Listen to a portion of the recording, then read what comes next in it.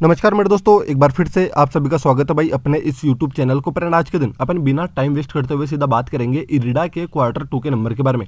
तो दोस्तों अपन आ चुके हैं कंपनी के रिजल्ट्स के ऊपर। एंड सबसे पहले अपन क्या चेक करते हैं, सीक्वेंस किस प्रकार से दिए गए हैं। तो आप चेक कर सकते हो 30/9/2023 एंड 30/9/2024। तो दोनों साइड क्या है, ईयरली बेसिस पर है एंड बीच के अंदर क्या है, middle by last Q1 30/6/2024। Then इसके अलावा रुपीज इन लाख के अंदर आपको देखने को मिल रहा है। बहुत सी कंपनीज के रुपीज करोड़ों में होते हैं, किसी के मिलियन में एंड किसी के लाख में। तो इसलिए बोलते हैं हमेशा चेक कर लेना चाहिए।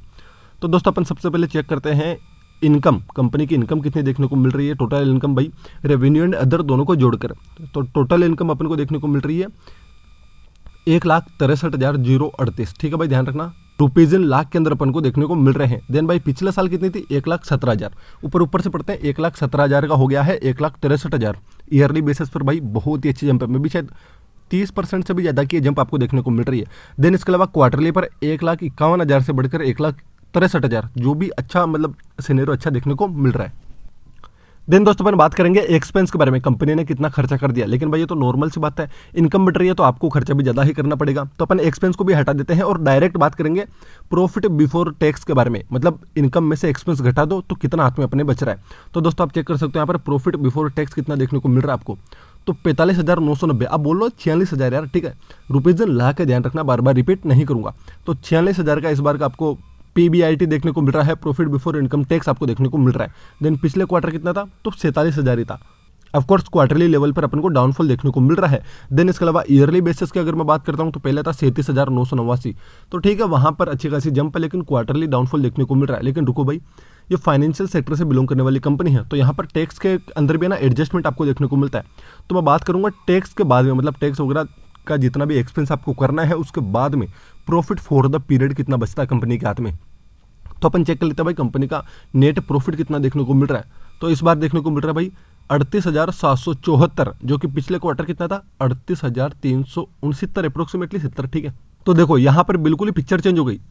थोड़ी देर पहले अपन को क्वार्टरली लेवल पर डाउनफॉल देखने को मिल रहा था, अब कितना देखने को मिल रहा है, जंप। लेकिन हाँ मैं इसको साइडवेज ही मानूंगा, इतनी कोई विशेष जंप आपको देखने को नहीं मिल रही। देन ईयरली बेसिस की बात करता हूँ तो बहुत ही अच्छे नंबर आपको देखने को मिल रहे हैं। 28,473 से बढ़कर सीधा 38,774 ऑफकोर्स रुपीज इन लाख में आपको देखने को मिल रहे हैं। लेकिन भाई क्वार्टरली लेवल पर आपको साइडवेज पैटर्न ही देखने को मिल रहा है। देन इसी प्रकार से अपन चेक करते हैं EPS। तो आप कंपनी का EPS भी चेक कर सकते हो भाई, 1.25 से बढ़कर 1.44 होते हुए देखने को मिला ईयरली बेसिस पर, और क्वार्टरली पर 1.43 से 1.44, मतलब साइडवेज। तो ठीक है, अपने नंबर तो एक जो कैजुअल नंबर पड़े जाते हैं वो तक तो अपने चेक कर लिया। लेकिन आपको एक चीज़ बताता हूँ, जितनी भी फाइनेंशियल वाली कंपनीज होती है जो लोन वगैरह प्रोवाइड करती है, फाइनेंशियल सेक्टर से बिलोंग करने वाली कंपनीज, उनके अंदर आपको हमेशा एनपीए जरूर चेक करना चाहिए। देखो दो चीज़ें होती है, एनपीए और प्रोविजन। बहुत से लोग होते हैं जो प्रोविजन चेक करते हैं, लेकिन मैं प्रोविजन ऑलरेडी है ना, मतलब घटा दिया जाता है नेट प्रॉफिट के अंदर से, ठीक है। एंड कई लोग प्रोविजन देख के ही अपने रिजल्ट को खत्म मान लेते हैं, लेकिन सबसे महत्वपूर्ण होता है एनपीए, नॉन परफॉर्मिंग एसेट। यानी ये जो लोन प्रोवाइड करते हैं, अगर उसकी इंस्टॉलमेंट आपको 90 दिन तक अगर इनको नहीं मिलती ना, तो ये उसको एनपीएस में शो करते हैं। देन एक समय बाद यही एनपीए प्रोविजन में बदल जाता है। देखो एनपीए भी दो प्रकार के होते हैं, ग्रॉस होता है, नेट होता है, एंड प्रोविजन क्या होता है। देखो एनपीए के बारे में पूरी जानकारी अगर आपको जाननी है तो कमेंट कर देना, मैं इसके ऊपर एक सेपरेट वीडियो लेके आ जाऊंगा। लेकिन हाल फिलहाल कई लोग क्या करते हैं, प्रोविजन देख के निकल जाते हैं। देखो एनपीए है ना, एक समय बाद वही प्रोविजन में बदलेगा, तो इसलिए बोला जाता है आपको एनपीए यानी भविष्य के हिसाब से रिजल्ट भी पढ़ने चाहिए। तो अपन चेक करेंगे कंपनी का एनपीए आपको कितना देखने को मिल रहा है। तो मैं अगर स्क्रॉल करता हूँ भाई, कहाँ मिलेगा यार, देखो शायद नीचे होगा यार, देखते हैं एक मिनट। तो ठीक है दोस्तों, यहाँ पर अपन को कंपनी का एनपीए आपको देखने को मिल रहा है। एंड आप चेक कर सकते हो, देखो एनपीए दो प्रकार के हैं, gross NPA, net NPA. Net NPA होता है ऑफकोर्स थोड़ा एडजस्टमेंट के हिसाब से, ठीक है। तो अपन ग्रोस ज़्यादातर चेक करता हूँ मैं पर्सनली, आप चाहो तो नेट भी चेक कर सकते हो। तो ऑफकोर्स ये यहाँ पर रेशो के हिसाब से दिखाया गया भाई परसेंटेज फॉर्म के अंदर। तो ठीक है, एक अनुमान लगा लेना। देखो एनपीए और प्रोविजन जितने कम होते हैं ना उतना बेहतर होता है। तो यहाँ पर आंकड़ा आपको कम होते हुए देखने को मिलेगा, तो आपको इसको थम्स अप करना है। तो आप चेक कर सकते हो भाई, पहले था 3.13% पहले, मतलब भाई ये ईयरली बेसिस पर दिखा रहे हैं, ठीक है। 30/9/2023 एंड अभी है 30/9/2024, तो ईयरली बेसिस पर आपको ये दिखाया जा रहा है। तो आप चेक कर सकते हो, पहले था ग्रोस एनपीए 3.13% ऑफकोर्स भाई, एंड अभी कितना है 2.19। तो ठीक है भाई, अच्छी चीज़ है। मतलब अगर एनपीए कम हो रहा है तो ये अच्छी चीज़ है, एंड अगर इससे आगे और भी होता है तो भाई कंपनीज के लिए और अच्छी बात होगी भाई ये। तो आप इसको थम्स अप करके चलो।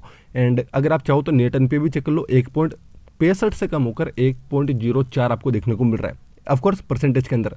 तो ठीक है भाई, आप सभी इन चीज़ों का ध्यान रखना। कभी भी जो भी लाइक बैंक होते हैं या फिर एनबीएफसी वगैरह होती है, जो भी फाइनेंशियल सेक्टर से बिलोंग करने वाली कंपनीज होती है जो लोन वगैरह देती है, तो हमेशा ध्यान रखना आपको कंपनी के अंदर एनपीए जरूर से चेक करना है। तो बस दोस्तों अब अपन बात करते हैं कि कंपनी के नंबर आखिरकार मार्केट के व्यू के हिसाब से कैसे है। तो देखो मैंने आपको पहले भी सिखाया, मार्केट के दो व्यू होते हैं, शॉर्ट टर्म लॉन्ग टर्म। तो शॉर्ट टर्म का जो व्यू था ना वो आपको बताता हूँ सबसे पहले।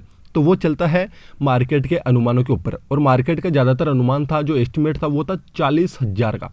मतलब इस बार का जो प्रॉफिट आएगा वो approximately 40,000 of course rupees in lakh में देखने को मिलने वाला था, लेकिन उतना देखने को नहीं मिला, यानी एस्टिमेट मिस मैच होते हुए आपको देखने को मिले।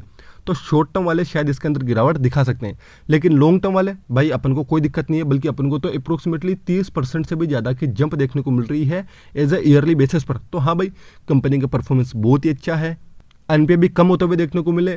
तो कुल मिलाकर मेरी तरफ से तो बिल्कुल थम्स अप है, एंड ऑफ कोर्स मैं इसके साथ लॉन्ग टर्म में बड़े आराम से कंटिन्यू कर सकता हूँ। तो बस दोस्तों आज के लिए इतना ही, मिलते हैं नेक्स्ट वीडियो के अंदर। जय हिंद गाइस।